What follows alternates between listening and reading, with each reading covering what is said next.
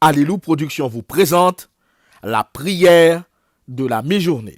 Enseigne-nous à bien compter nos jours afin que nous appliquions notre cœur à la sagesse. C'est le psaume 90, verset 12. Chères téléspectatrices, chers téléspectateurs, bonjour.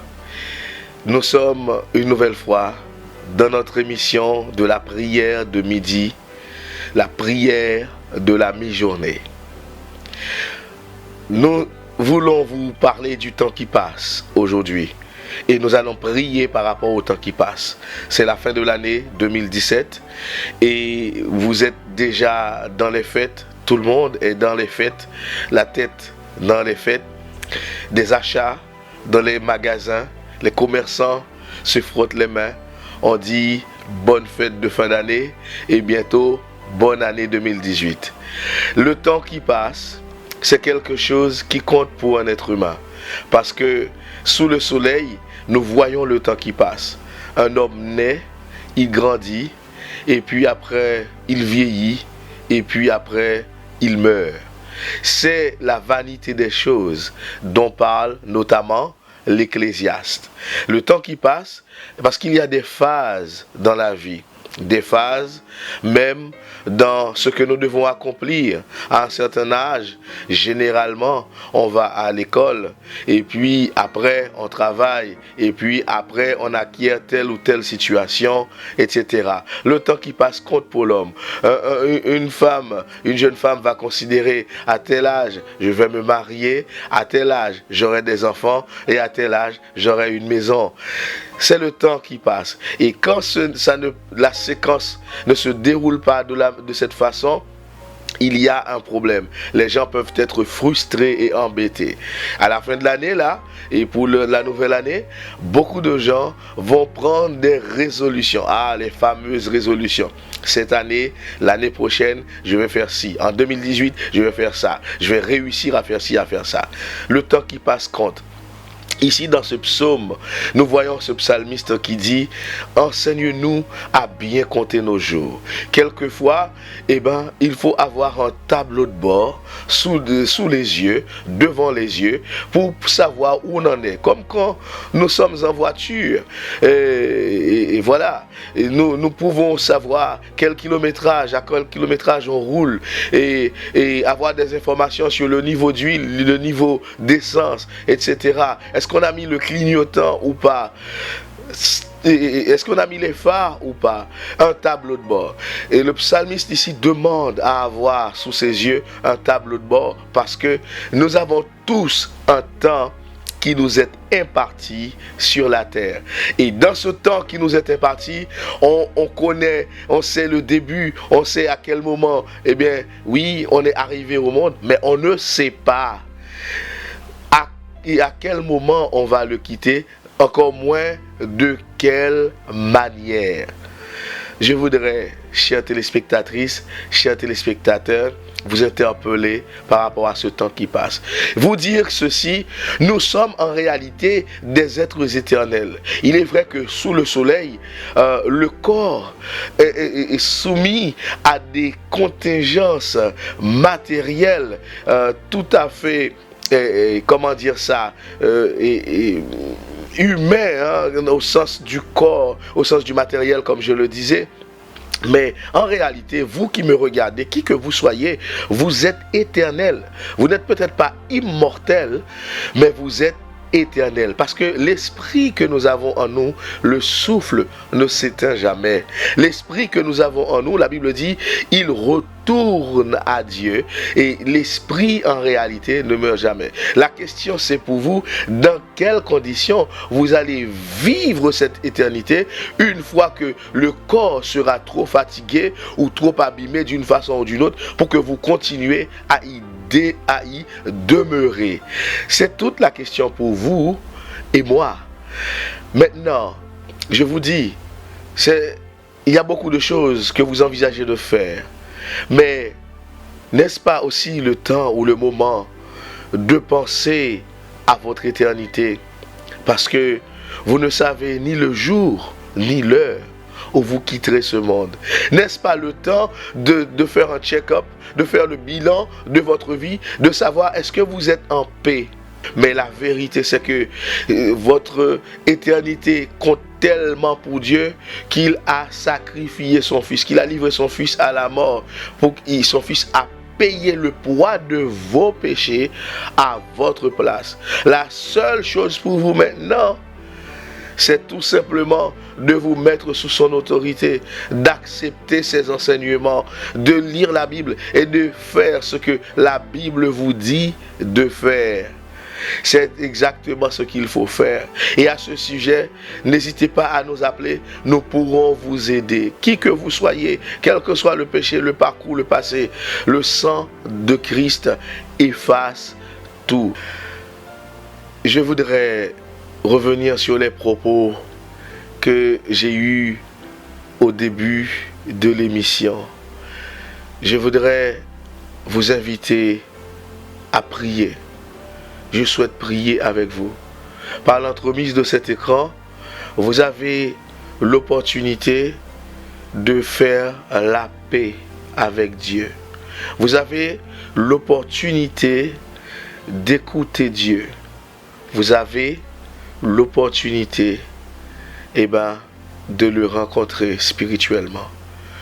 Où que vous soyez, je souhaite prier avec vous. Et vous pouvez prier avec moi en disant: Seigneur Jésus, je viens vers toi, reconnaissant que c'est toi qui me permets de faire la paix avec Dieu. Je viens accepter tes enseignements. Je viens me mettre à ton école pour vivre avec toi dans ma vie. Je reconnais mes péchés, je reconnais mes iniquités, mais je reconnais aussi que tu as tout payé pour moi. Et aujourd'hui, il n'y a aucune condamnation qui demeure sur moi alors que je m'adresse à toi dans cette prière. Maintenant, je te donne et te consacre ma vie et te promets d'obéir à ce que tu dis dans la Bible. Merci. Amen. Vous avez fait cette prière avec moi? Je vais maintenant moi-même prier pour vous. Je vous invite donc à fermer les yeux si vous le pouvez, là où vous êtes, si vous n'êtes pas occupé à faire autre chose. Mais quoi qu'il en soit, soyez spirituellement connectés avec moi. Je veux dire, soyez en esprit concentrés par rapport à ce que nous allons dire. Oh, béni sois-tu, tendre Père, Dieu de notre Seigneur Jésus-Christ. Nous te bénissons et te disons merci pour ta bonté et ta bienveillance dans nos vies.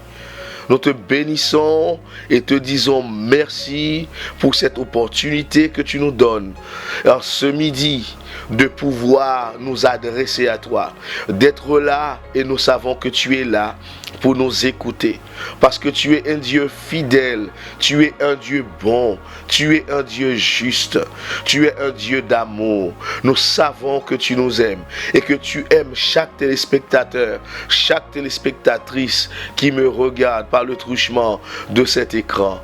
L'Éternel des armées, Père de notre Seigneur Jésus-Christ, maintenant, déverse sur eux l'esprit de paix, l'esprit d'amour, l'esprit de bonté.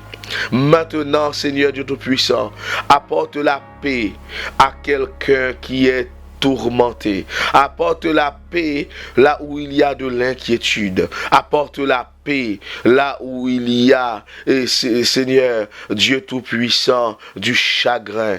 Apporte la joie.